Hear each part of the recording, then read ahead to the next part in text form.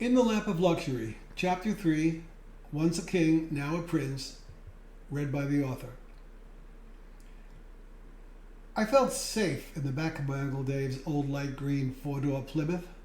My mother and I occupied the entire back seat, and I had the catbird seat. I could not see anything as my head was well below the window line, buried in my mother's lap. This was luxury. This was living. This was comfort. This was safe. We drove from Flatbush Avenue in Brooklyn by street routes down Linden Boulevard and eventually picked up the South Shore Parkway into Malvern, Long Island, the home of my Uncle George, Dave's brother, at Aunt Faye. It was a strange twist of fate for me, being on occasion Hopalong Cassidy when I had my happy outfit on, to be driven by the sheriff of New York. You see, my Uncle Dave, following graduation from law school, had some tough times, as he told it, making it as a lawyer. So the sheriff's job was his vocation, along with helping Grandma Lena at Durbin Firs on Flatbush Avenue. There are a few periods when I felt safe as a child, but the drive in my Uncle Dave's Plymouth was one of them. I think it had to do with several things. I do not remember my father being in the car with us. Also, I loved my Uncle Dave and always felt good in his presence, which is how he made me feel. All of my mother's brothers had a way of stooping low and listening to me, paying me the utmost attention as if I counted. I did count, of course, but very few in my life allowed me that feeling. I will qualify that this was not a numerical factor, but a relative one. If I had allowed more weight to my mother and father than others, the proportionality of the result would not have been in my favor. I still felt unheard.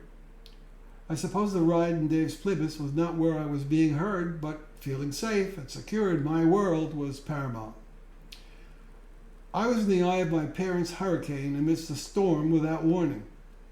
Life to me was the tumultuous hurricane of outbursts and bitter family feelings that probably arose from being trapped in a life that was not exactly what they had dreamed of. Each was the other's nightmare.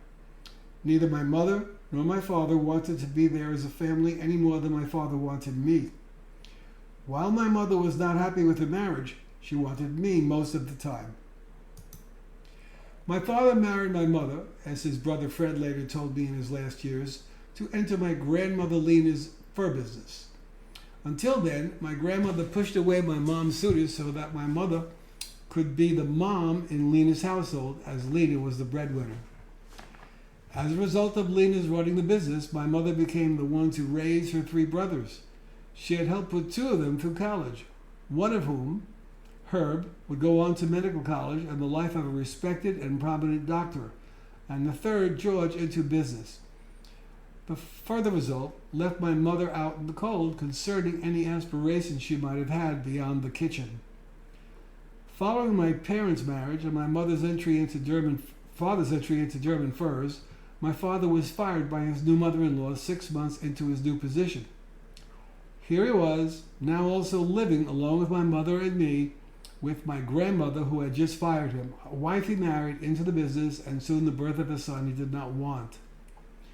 Additionally, with the commotion of my birth, my father chose to bring home the daughter he had earlier abandoned, initially to her mother, his first wife, and later to institutions, all the while not maintaining any contact with her whatsoever.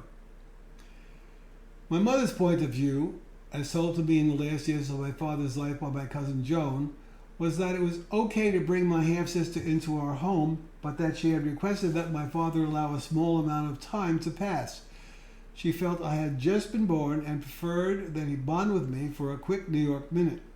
Not only did he refuse, but once my half-sister joined us, it was like living in Cyprus with its Greek half and Turkish half. My father ignored me while doting on my half-sister, while my mother tolerated her at best.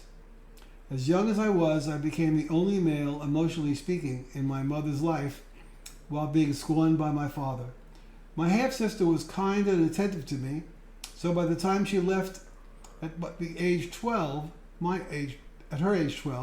when I was about 4 years old, I felt my second taste of betrayal.